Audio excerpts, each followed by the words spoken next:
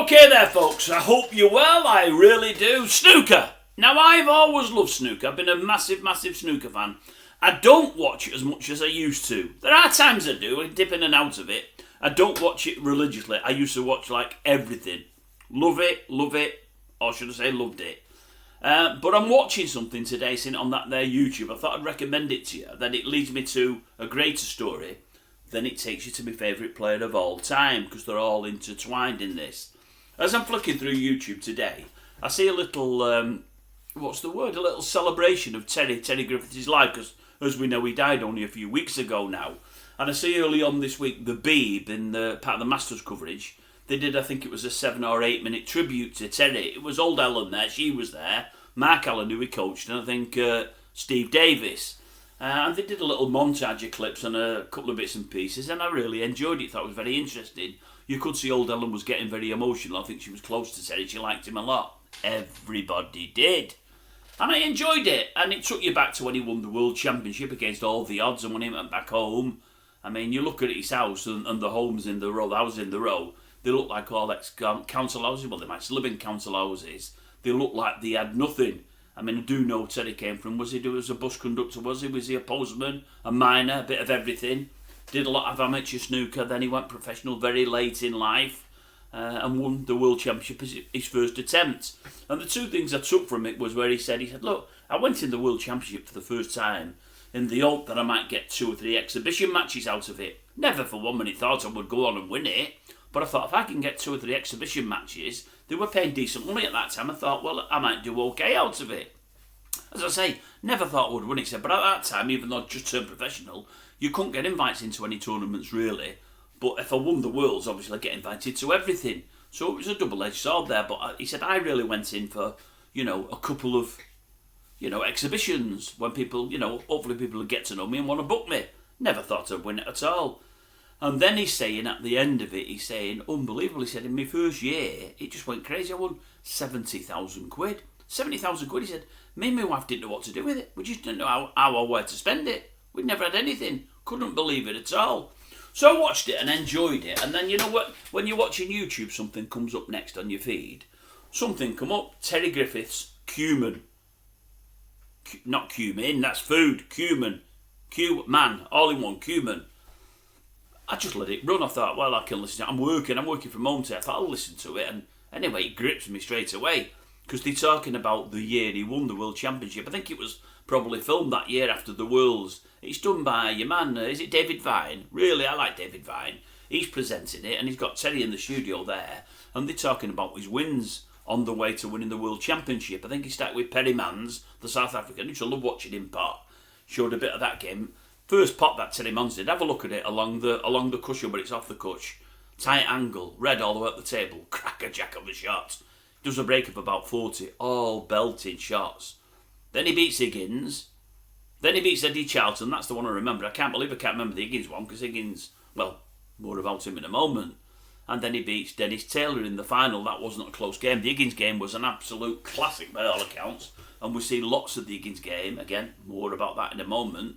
And the Eddie Charlton one, I think I remember that one, because I think that was the 20-2 and it finished.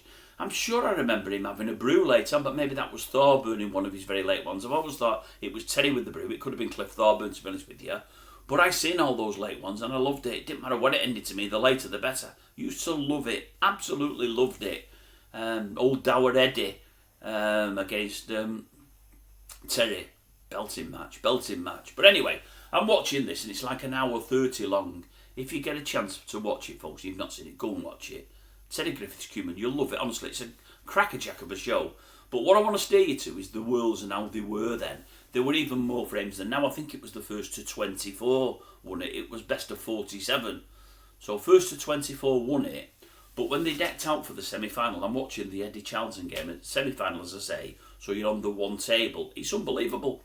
On the floor there, away from the table, they've got all potted plants and stuff. And I'm thinking, oh my God. It's like the old Chelsea Garden show. It's unbelievable. I didn't remember any of that.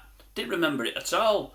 Terry does one shot, a safety shot. He's got the ball on the cush behind where the yellow would be, right on the cush, and he's that far away from it.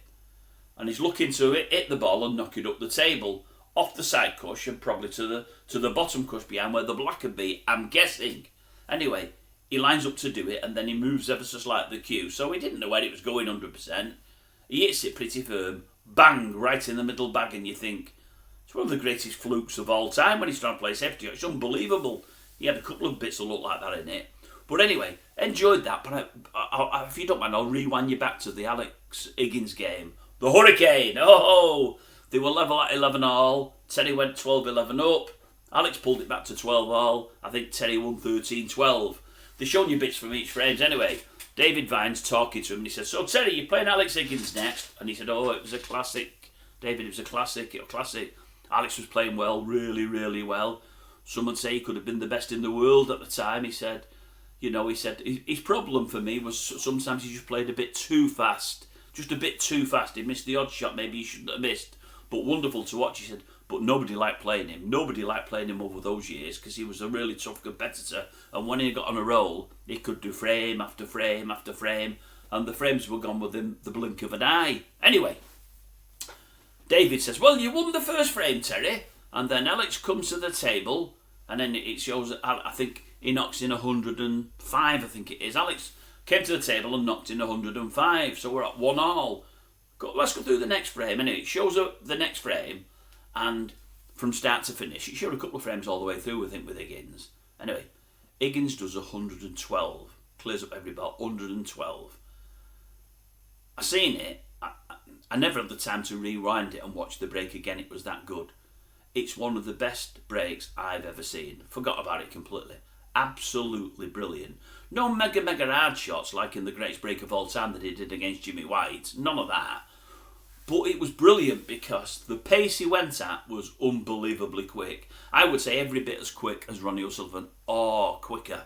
It was at a time when he didn't have all the twitches that he had later in the game. I noticed late on in the semi-final, he's doing the old knocking the cue at the end of the table. You know, he's chalked it and doing the knock. He weren't doing that early on.